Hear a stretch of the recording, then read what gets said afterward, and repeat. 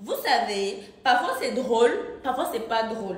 Parfois c'est drôle, parfois c'est pas drôle. Pour moi, ça c'est le pressing le moins mérité de l'histoire. Parce qu'il faudrait que quand on t'attaque pour quelque chose, que tu aies dit cette chose pour qu'on puisse t'attaquer pour ça. Je vous remets un peu dans le contexte pour ceux qui ne connaissent pas l'histoire. Moi, je suis camerounaise, voilà, et je vivais au Cameroun. J'ai eu beaucoup de problèmes avec certaines personnes, pardon, et comme je n'arrivais pas à parler, par peur des représailles, j'ai préféré partir. Et par la suite, j'ai eu à faire une émission où je disais que ma manière de m'habiller, c'est mon choix. C'est pas les gens qui vont me dire comment je vais m'habiller. Et j'avais aussi précisé que ce n'est pas 20 millions de Camerounais qui me diront comment je vais m'habiller. Parce que qu'on le veuille ou pas, beaucoup de gens me détestent par rapport à la manière dont je parle et la manière dont je m'habille. Ce que je ne peux pas changer malheureusement parce que c'est ma personnalité. Donc, il y en a d'autres qui ont coupé des parties de live pour faire croire aux gens que j'aurais dit que je ne suis plus camerounaise, que je ne veux plus être au Cameroun, patati, patata. Pourtant, c'est un truc que je n'ai jamais dit. Dans mon live, j'expliquais qu'on me mettait des bâtons dans les roues. Aujourd'hui, je peux vous le dire ouvertement que il y a un manager, un ancien manager de TikToker au Cameroun qui est vraiment pété dans sa tête et qui, je sais pas ce qu'il veut, il voulait de moi, mais vu que j'ai mis ça comment, la barrière entre lui et moi, il a commencé à me salir, à me dénigrer. Je ne gagnais plus d'argent dans mon propre pays.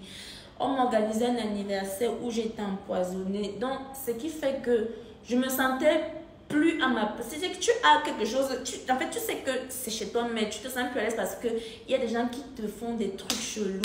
Il y a des gens qui essaient de te mettre les bâtons dans les roues et tout, et tout, et tout. Mais je vous dis, je n'ai jamais dit ça. Et personne ne peut vous sortir la capture où je dis ce genre de truc. Parce que ça devient énervant. Je me suis même excusée pour quelque chose que je n'ai même pas dit. Maintenant, vous avez le contexte. Prenez-le comme vous voulez, mais je vous promets, la prochaine personne qui va encore venir avec ça dans mes commentaires et que je vois, je vais bloquer la personne. Je vais bloquer la personne. Point final. Je n'aurais plus rien. Parce que je ne vous force pas à venir dans mes pages. Je ne vous force pas à venir me regarder.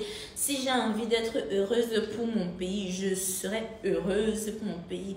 Jusqu'à preuve du contraire, mon passeport est $1 et ça ne va pas changer, que vous le vouliez ou pas. Vous allez seulement accepter ça comme ça. Si vous êtes trop fâché, allez vous plaindre. Mais en vrai, je suis assez contente parce que le karma a agi sans m'attendre.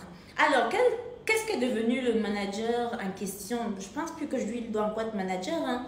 Je crois qu'il est allé en prison, un truc comme ça. Après, il est sorti. Et après, moi, j'ai survécu à l'empoisonnement tout simplement parce que ma mamie est tradipraticienne. Et elle m'avait mis l'antipoison dans tous mes sacs. Grande femme, merci. Aujourd'hui, je ne vis plus au pays, mais de temps en temps, je rentre au Cameroun déjà pour manger. Et la dernière fois, j'y étais pour prendre un prix honorifique. Donc, tout est bien qui finit bien pour moi. Mais s'il vous plaît, arrêtez ça. Je n'ai jamais dit ça. Arrêtez de me coller un truc. On dit que ça me coller à vie. On a fait un peu les problèmes. Je n'ai jamais régné quelque chose. J'ai dit ce que je pensais. Après, si vous avez mal, puis je me suis excusée. Mais ça, c'est un truc que j'ai jamais dit.